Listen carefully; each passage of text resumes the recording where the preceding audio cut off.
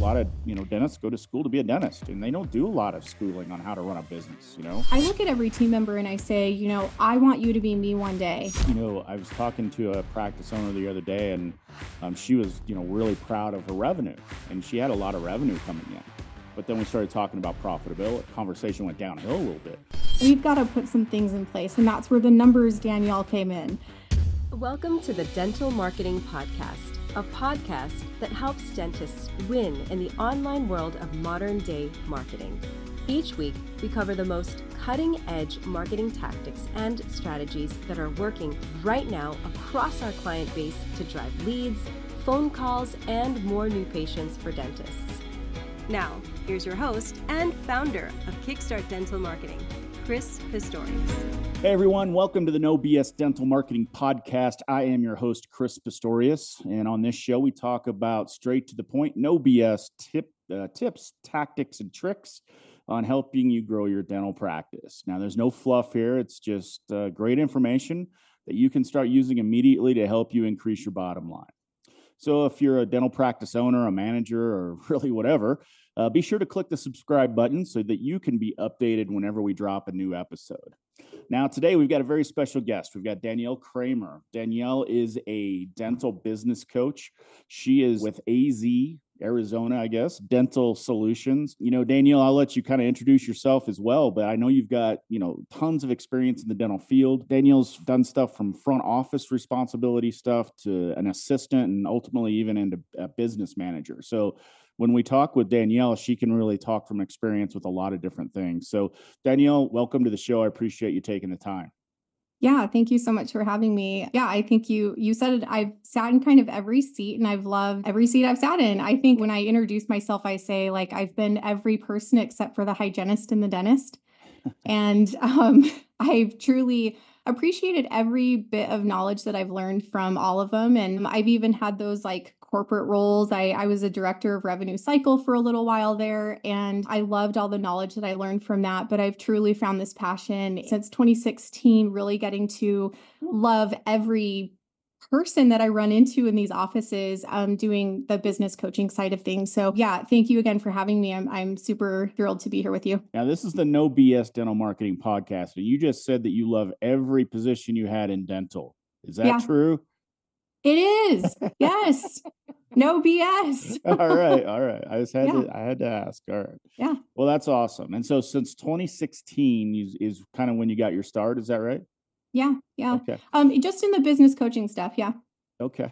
Well, why don't you tell everybody kind of, obviously you do consulting. That can mean a lot of different things. What is it specifically that you really like to do and where you really feel as though you're in your wheelhouse? Yeah. So let's start with consulting is a bad word. So we say coaching. Oh, now it's coaching. Okay. Yeah. All right. Yeah. I got you. All right. So I really find this like passion and drive on the billing side of things. Again, I said director of revenue cycle. So a lot of people don't like to deep dive into the numbers. I do have a true passion for making sure that things are done the right way and accurately on the revenue cycle side of an office. So I am super passionate when I go into offices to make sure that every system that's in place with their revenue cycle management and the revenue of the practice is done the right way. We all know cash flow is super important, right? Yeah. So when I go into an office, I like to run reports. I look at the analytics behind everything and I say, is there something that we can do differently to make sure that these systems in place are running the right way, running smooth? And not just for revenue, but for the team. Sometimes I find that like team members are like, oh, it takes me so long to get through this and so long to get through that. And I'm like, all right, well, let's sit down and run through this, right? So I would say that numbers are like, I'm super passionate about it.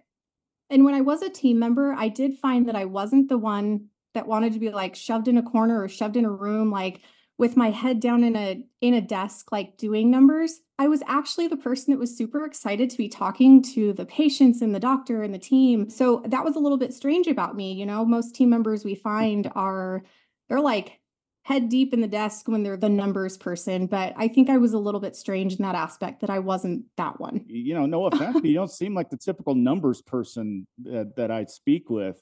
at my agency, we talk, when we start talking marketing with practices, we get into the numbers, because if you don't really understand your numbers, then how do you really know how much you should spend in marketing, or, who should you market to, stuff like that. So, Right. and I think it's so important, because it's kind of scary, really, how many times I've talked to a dentist or a practice manager, and they're like, you start talking to them about, okay, what's your overhead? What's your profitability? How much does it cost you to get a new patient now? And it's just kind of that, yeah, man, I don't know. I just want to do dentistry. I don't know, It's a and deer in the headlights look. it is. Yeah. So you've experienced that too, then.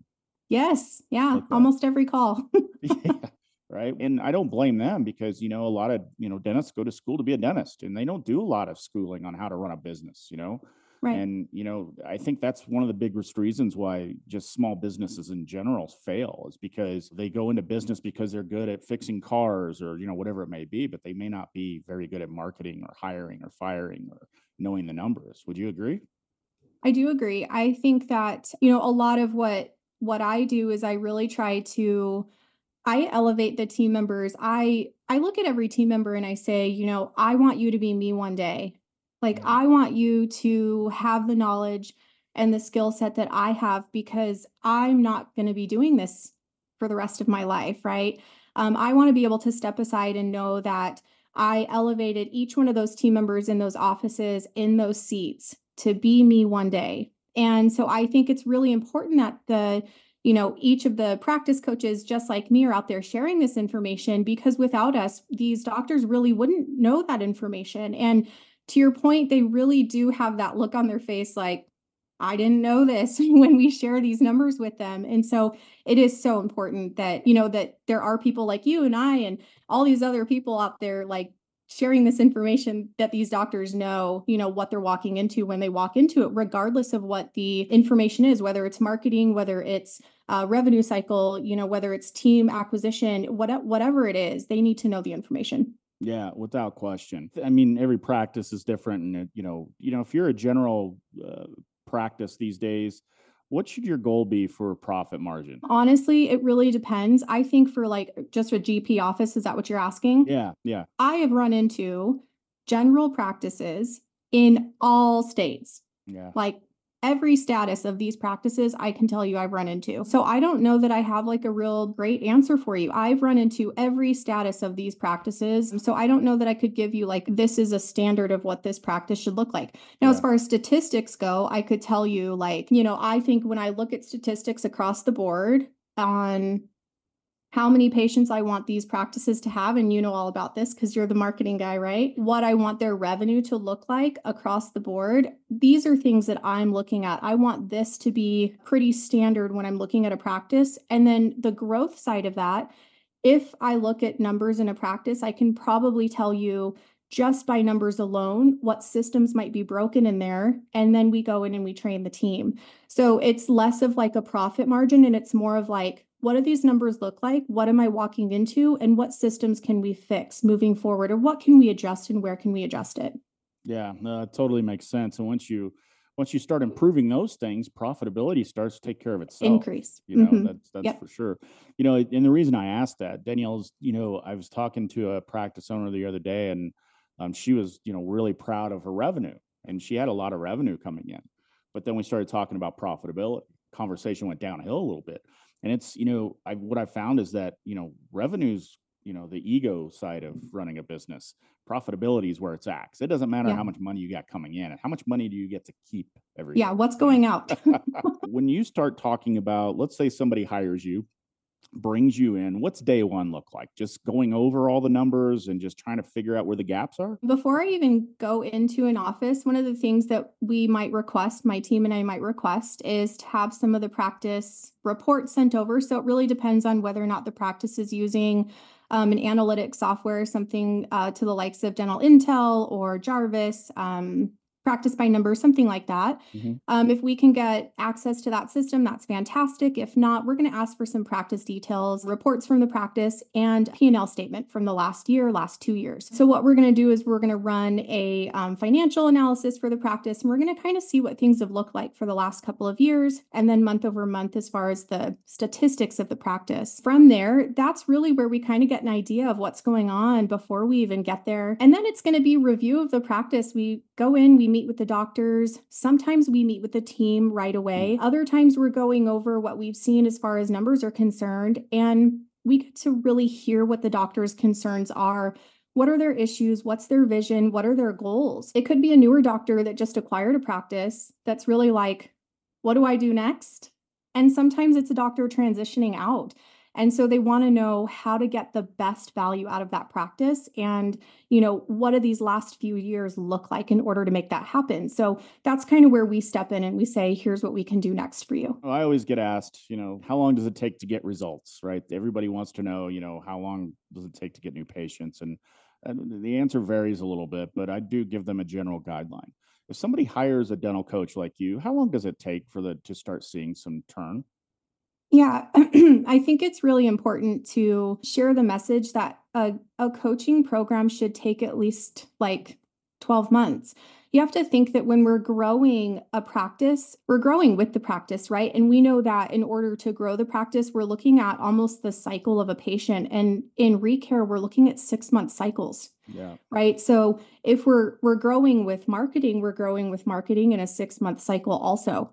So I think it's really important to understand that we've got to grow with the way a practice grows, and we're looking into the future when we're growing. And so anywhere from that like 6 to 12 months is what is really safe to say when we're looking at that. For us, it's important to find a good fit for us. And if somebody comes to us and said, look, I'm doing, 10 new patients a month now, I need to do 25 by next month.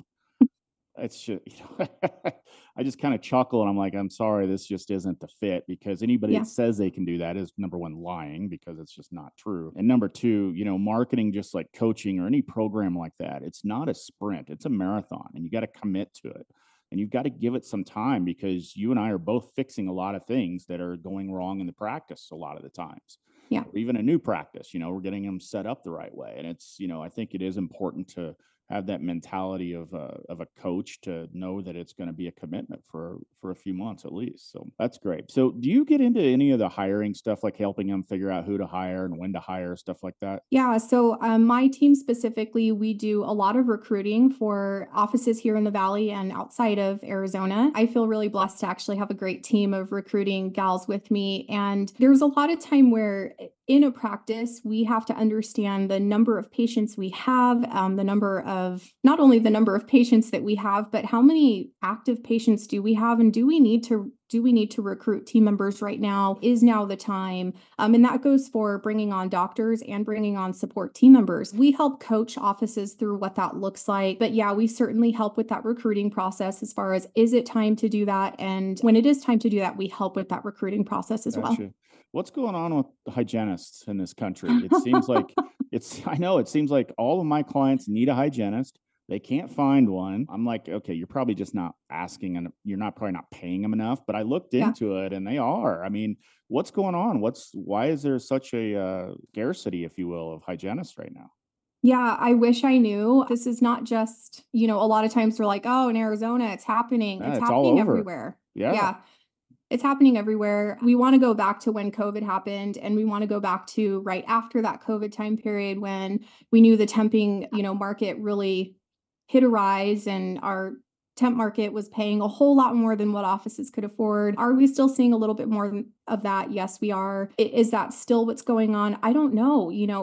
Did we just lose some of these candidates to other things, perhaps? But I wish I had a great answer for what's going on, but it's going on in more than just hygiene, and that's the scary part. Where else? Well, it's like dental assistants. We can't find great people. Yeah, we're seeing it everywhere. I'm in probably every hiring group you can imagine, and we're just seeing candidates that they're great, and then they're not showing up to interviews, or they're great and they're no showing to things. Yeah, so I wish I had a great answer, but I don't. Yeah, that's crazy. Well, If you hopefully. find one, let me know. Well, we've been dabbling with recruiting because, recruiting at its core is really just a type of marketing. I mean, we're Yeah. never going to be, we're not never going to do tons of it. So we started testing like some Facebook ads with it of just like, let's go out of like the job boards and let's get creative and we've had a little bit of success with it, but it's the hygienist thing it's tough right now. It's everywhere. It's not just isolated in a region. It's all over the country. So if you're looking to enter a career right now, anyone, and you want to be a hygienist, pay is pretty good right now and might be a good choice for you. Yeah, it takes a lot of work on the side of the recruiting. My team that does this, we really have to stay on top of like, who did we send out? Who did we interview? Who Yeah. maybe didn't show up to these interviews? Like, we've really got to keep an eye on this market and what's going on and who these people are, because we as the team that's helping the offices do this, we don't want to send them back out to someone else when we know they weren't reliable candidates. Yeah. That's really the hardest part on the side of the recruiter, but there's plenty of candidates that look like they're out there. They're just not showing up to things. Yeah, and you make a good point. It's shocking to me how many people will sign up for an interview, and we'll even pre-screen them sometimes. I'm like, all right, they're rock solid. Then they don't show up for the interview with the doc or Yeah. the Yeah. manager or whoever. So I don't know what's going on, but hopefully it fixes soon. So Right. when you go into an office and you start talking about systems, right? Have you ever read the book E-Myth Revisited? No, I have not, but I will Check now. that out because Yeah. it helped me a lot with developing my company. We've been in business 15 years and I don't really feel like I had a business until about 7 years ago because I was just operating it as just me and a couple other people. And I basically just created a job for myself. Right.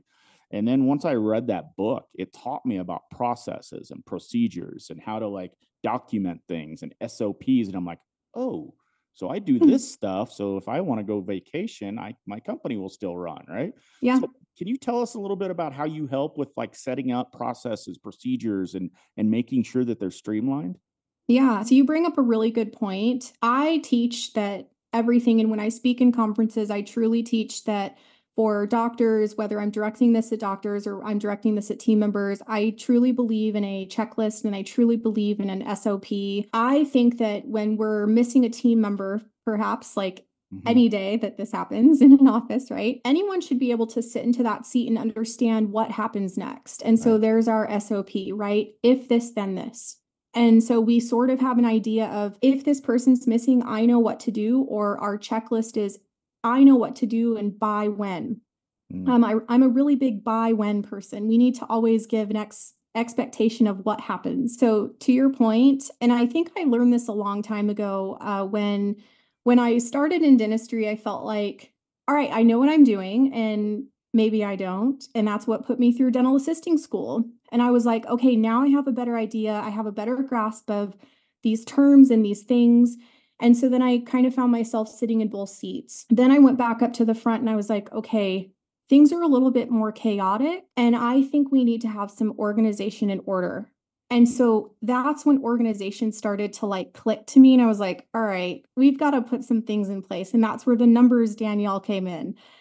And so, yeah, I am so like when I walk into an office, I'm like, all right, what do you guys do in the morning? What do you do in the afternoon? If I'm going to sit in this seat, what do I do next? How do I answer the phone? How do I put a new patient in the system? And do you have them document all this stuff then too? All of it. Yeah. So Almost if every seat Susie has a or binder. Bob doesn't walk into the office that day, then Tim or Connie can open up that manual and say, okay, this is what I'm supposed to do. And as you said, this is when I'm supposed to do it by, right? Yeah, so almost every seat in the office, like our patient care coordinators or the person checking people in, our treatment coordinator, everyone should really have a binder saying like, this is what we do, this is how we do it, this is the language we speak, this is the verbiage that we use. Because if we don't have that, how do we train a new person? Yeah. When they come in, it's sort of like we're flying by the seat of our pants when we bring someone new into the office, and then we don't really know what happens next. So yeah, 100%, these things are so crucial to success in an office. Yeah, without doubt. And what I've experienced too is that sometimes people have processes, procedures, but then they just sit there and nobody ever uses them. They don't update them. It's an ongoing process of itself, right? Of updating them, making sure people are using them. Oh yeah. I mean, imagine you grew from a 4-operatory practice to a 10-operatory practice and you have multiple team members, do we still use the same processes that we had when you opened up with 4 ops? Right. I don't think so. No, I Yeah. hope not. Do you ever help? Because we run into this problem with our clients is that, it's our job to get the phone to ring, get people to communicate, get new patients in the door, right?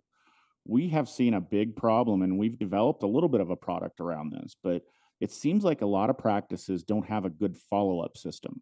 Like for instance, a new patient calls or they, send in an email or a form and, whoever's available might call them once or, maybe send them an email very rarely. They almost never send them a text message, but then that follow-up's done. They don't follow up another time. They don't have like a process of like a new patient. They're like, oh, okay, well, if we can't get a hold of them the first time, then what's the point? But people are busy, right? You need to follow up, several times. Do you guys do any of that? Do you see that being done in the market? Teaching it, yes. I believe in that first seat in the dental practice, that patient care coordinator, that check-in person. Typically they're going to be that first person on the phone. They are our call conversion. They're checking our emails, so they're checking those new patient leads from our marketing company. They are sort of our marketing liaison in the office. And it's such a crucial, important role that there are certainly some follow-up things that are set in place in an office to make sure that we are converting all of these patients into a patient and into the chair. When we walk into an office, myself or a team member walk into an office and we see that this conversion is not happening, we can certainly understand through the metrics that are set up in these marketing systems, through call conversion, like where we might have an issue. Is it the time of day that we're losing calls? Is it, where are we losing the phone calls? And we start to do call coaching, or we start to say, hey, are we just not checking the emails? Are we not using our text messages that we have at our fingertips? That really is one of those spots that we hyper focus on, because to your point, a new patient value in office, it's huge. And we know over a lifetime what that means. Yep. And so call conversion or new patient conversion is something I would say I work on with probably every client of mine. Yeah, it's the dentists are like, oh, we're great here at I'm a great dentist. I'm a great, we have great hygienists. None of that matter because they're never going to get to know you if they don't get past that first step, right? Right. That front desk person, and this is controversial. I've said it before, and I've had dentists get mad at me, but in my opinion, on the marketing side of things, that front desk person, whoever's answering the phone, is one of the most important employees in that office because they are the ones that are going to determine whether you grow or not, because those are the people that are answering the phones to people that are new patients, and they're telling the story, and they're the ones that are supposed to be, getting them to know you, like you, and trust you. And if that doesn't happen, guess what? You're not growing. Do you agree? I mean, I just think that we overlook that front desk position sometimes. Yeah, you actually said it perfect. And you sort of said something like, they can hate me when I say it, right? I'll kind of come in and say, these people are the face and the voice of your practice. And so we want to make sure that when they answer the phone, that they're smiling. I can hear them smiling through the phone and I can see their eyes smiling through the phone. When they come in, we want to see that same exact thing. And so right away, when that person up at the front desk does not show that to me, I'm sort of like, hey, let's kind of dial back and let's think about who we have. Do we have someone in the office right now that maybe is in the wrong seat? Yeah. Right? Let's evaluate that. Because if we do, and they're an amazing person, but maybe they're in the wrong seat, Yes. I like to evaluate that because that matters. And that makes all the difference to what you do for a practice. And then in turn, what's happening in the practice. Yep. Yeah. So have you heard of EOS?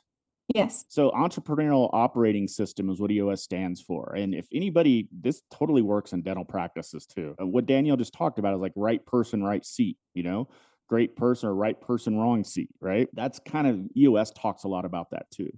So take a look at that if you're out there listening and you're looking for some ideas here. But yes, we just started with our company about a year ago. It's made a huge difference. So all right. Well, Danielle, how could somebody get a hold of you if they want to reach out and ask you some questions or maybe even potentially work with you? Yeah, easiest way would be by email. My email address is hello@azdental.biz. All right, cool. Yeah. You work with clients all over the country, right? I do. Yeah. I am super blessed to be contracted by a lot of different different consulting firms. And so I do have a lot of different clients. Yeah, but I work kind of everywhere. I either travel to them or I work remotely with clients. Awesome. Great. Yeah. And do you offer like when they call you for is there a free consult or a free, coaching session, or how does that work? Yeah, so it's more like a discovery call. So we Yeah. would go through clients' needs, some reports with them. So just to devise, sort of like what you guys would do. Are we going to be a good fit? Is Yeah. this exactly what you're looking for? And then we move forward with a plan from there. Awesome. Well, Yeah. Danielle, thanks so much for your time. Maybe we can follow up in a few months, see how things are going, and see. I wanted to get into kind of like the trends of dentistry and all that fun stuff. So maybe we can follow up with that too if you're up for it. I would be down for that. Yes. Awesome. Well, thanks everyone for tuning in to this episode. I appreciate it.